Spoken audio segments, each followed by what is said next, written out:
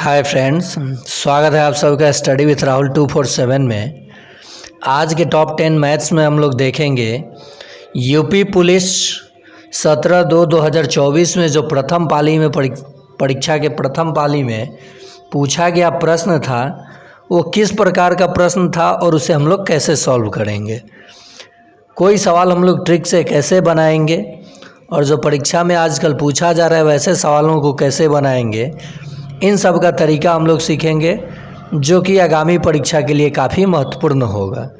तो अगर आप इस चैनल पर नए हैं तो चैनल को सब्सक्राइब कर लें, पसंद आए तो लाइक ज़रूर करें। पहला प्रश्न है, 9 किलोमीटर प्रति घंटा से दौड़ रहा एक लड़का 90 मीटर वर्गाकार मैदान का एक चक्कर कितने समय में दौड़ लेगा। जो ये वर्गाकार मैदान है, जब वो दौड़ेगा इसके ट्रैक पे यहाँ से यहाँ दौड़ करके आएगा तो इसके परिमाप को दौड़ेगा। इसका मतलब 25, 25, 25, 25 100 मीटर उसको दौड़ना है। और जो उसकी चाल है वो दिया है किलोमीटर प्रति घंटा में, 9 किलोमीटर प्रति घंटा। तो इसे हम लोग बदल देंगे मीटर पर सेकेंड में। तो 9 गुने 5/18, तो 9 दूनी 18 हो गया, 5/2 मीटर प्रति सेकेंड हो गया।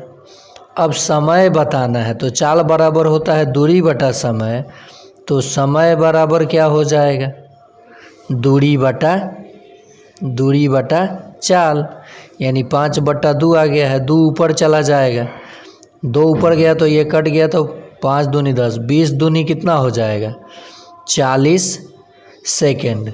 कितना हो जाएगा 40 सेकेंड। देखिए कैसे हुआ पूरा। जब मैंने ये मीटर में एक लड़का 25 मीटर वर्गाकार मैदान, 25 मीटर भुजा वाले, यहाँ क्या कर देंगे 25 मीटर भुजा वाले वर्गाकार मैदान पे, तो टोटल डिस्टेंस 100 मीटर हो गया, 100 मीटर। और जो इसकी चाल थी ये 5/2 मीटर प्रति सेकेंड आ गई। 2 ऊपर चला गया, 100 गुना 2 बटा 5 हुआ ना। ये 20 दूनी कितना हो जाएगा 40 सेकेंड। कितना 40 सेकेंड। समझ गए आप लोग। चलिए नेक्स्ट प्रश्न को देखते हैं। किसी संख्या को 119 से भाग देने पर 19 शेष बचता है, तो उसी संख्या को 17 से भाग देने पर कितना शेष बचेगा। जब भी आपको ऐसा प्रश्न मिले तो देखिए कि जिससे भाग दिया गया है वो अंतिम संख्या से विभाजित है कि नहीं है।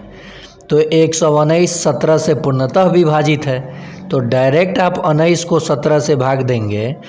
19 को जब आप 17 से भाग देंगे तो शेषफल क्या आ जाएगा 2, यानी 2 आंसर हो जाएगा आपका। देखिए बड़े बड़े सवाल देख करके डरना बिल्कुल नहीं है। प्रश्न समझ जाइएगा तो सवाल का आंसर मतलब प्रश्न का आंसर आपको बहुत आसानी से मिल जाएगा।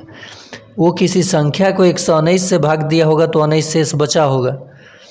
जब 119 17 से विभाजित है तो जो संख्या शेष बचा होगा उसे डायरेक्ट आप 17 से भाग कीजिए, कितना शेष आ रहा है वहीं शेष हो जाएगा। कोई फार्मूला नहीं लगाइए। बहुत ही मज़ेदार ये प्रश्न है।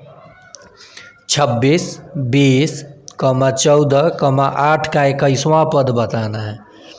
प्रथम पद यहाँ क्या है 26 है। सार्व अंतर क्या है इसका, सार्व अंतर बताइए कितना है। 20 में से 6 घटेगा -6 है। n कितना दिया गया है 21। कौन सा पद बताना है 21वां। कौन सा पद बताना है 21वां पद बताना है। n21 बताना है। तो 21वां पद के लिए हम लोग क्या लिख सकते हैं a + 20d लिख सकते हैं। प्रथम पद है 26 + 20 गुना -6, क्योंकि सार्वअंतर माइनस में है। 26 प्लस माइनस -120, 120 में से -120 में 26 जमा हो जाएगा, -94 आ जाएगा। यानी 21वां पद इस टर्म का क्या आएगा -94। समझ गए आप लोग। कितना आ जाएगा -94 हो जाएगा। चलिए अगले प्रश्न की ओर बढ़ते हैं। देखिए जब भी आपको ऐसा प्रश्न मिले जो अभी दिया है 33 मीटर कपड़ा बेचने पर एक व्यक्ति को 11 मीटर कपड़े के विक्रय मूल्य के बराबर लाभ होता है, तो लाभ प्रतिशत ज्ञात करना है। जब भी ऐसा सवाल मिले तो जितना मीटर कपड़े के विक्रय मूल्य के बराबर लाभ होता है उसको ऊपर लिख लीजिए।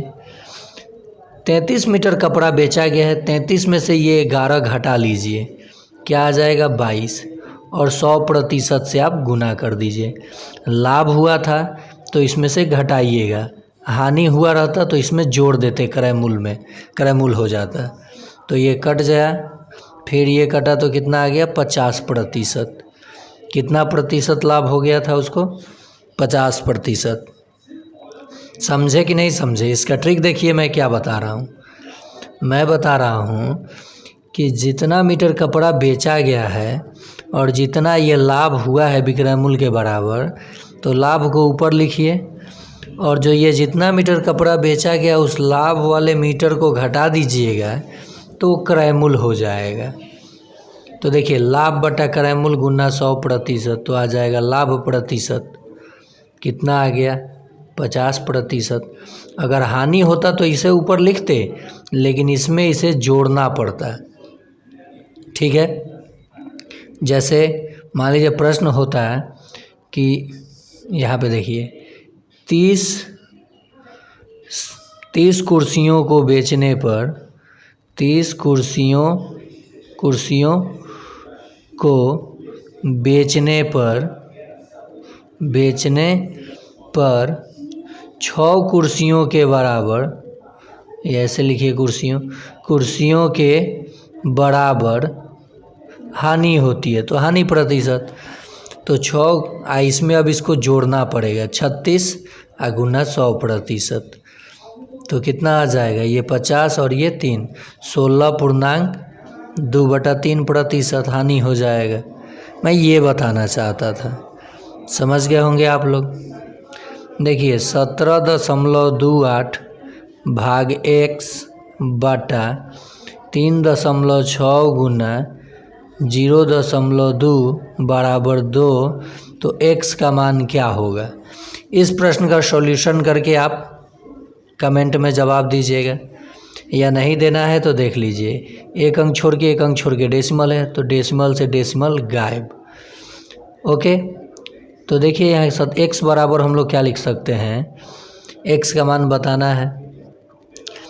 ये 1728 को किससे भाग दे देंगे, 36 दूनी 72, और ये बटा में है। देखिए ये गुना कीजिएगा तो 36 दूनी 72 आएगा ना, और 2 नीचे आ जाएगा, कितना 2 भी नीचे आ जाएगा, तो 72 दूनी 144। आप सीधे काट दीजिए इसको जब काटिएगा तो देखिए आंसर कितना आ रहा है, आप कमेंट में जवाब दीजिए। 12 आ रहा है या 13 आ रहा है देख लीजिए, तो 12 आएगा जब इसका सॉल्यूशन कीजिएगा। चलिए नेक्स्ट प्रश्न को देखते हैं। नेक्स्ट प्रश्न देखने से पहले अगर आप इस सेशन को देख रहे हैं तो कम से कम इस चैनल को सब्सक्राइब ज़रूर कर लें, ताकि मैं ऐसे ही जो टॉप 10 मैथ्स देता हूं आपको कुछ नया सीखने को मिलता रहे। दो संख्याएं 13:9 में हैं, यदि उनका महत्तम 13 है तो बड़ी संख्या क्या है?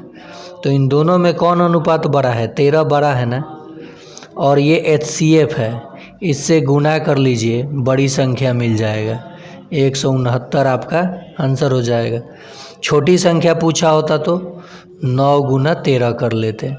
संख्याओं का योग पूछा होता तो इन दोनों को जोड़ के 13 से गुना कर लेते। तो हमें तो पूछा था बड़ी संख्या, तो 169। आजकल ये प्रश्न खूब पूछा जा रहा है। साथ ही साथ इस प्रश्न को भी आप जान लीजिए, x + 1/x का मान अगर 6 दिया है और x² + 1/x² का मान पूछ दिया है, तो आप ये 6 का वर्ग करके और 2 घटा लीजिए, आंसर आ जाएगा। 36 घटाओ 2 बराबर कितना आ जाएगा? 34। ऐसे प्रश्न को आप यूं ही ट्रिक से बना लीजिएगा। तो एक प्रश्न आप लोगों को कमेंट में जवाब देना है, x + 1/x = a तो आपको बताना है एक्स स्क्वायर प्लस 1/x² का मान। ऑप्शन ए है ए स्क्वायर, ऑप्शन बी है a² - 2, ऑप्शन सी है a² + 2 और ऑप्शन डी है नॉन ऑफ दिस।